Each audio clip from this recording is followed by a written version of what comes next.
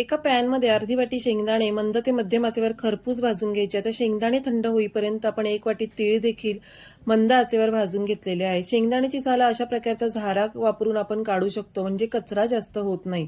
त्यानंतर अर्धे तीळ आणि शेंगदाणे आपण भरडसर वाटून घ्यायचे.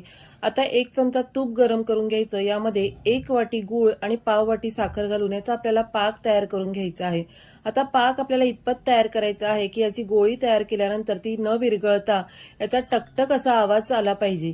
तर इथे अशा प्रकारे 2 ते 3 वेळा आपण हा पाक चेक करून घ्यायचा आहे आणि ही गोळी तयार झाल्यानंतर याचा टकटक असा आवाज आला की यामध्ये आपण तयार केलेलं हे मिश्रण घालायचं आणि लगेचच आपल्याला हे मिक्स करून घ्यायचं आहे.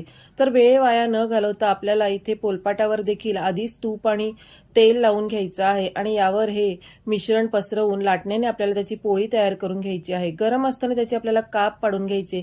एक 10 ते 15 मिनिटांमध्ये आपली चिक्की तयार होते.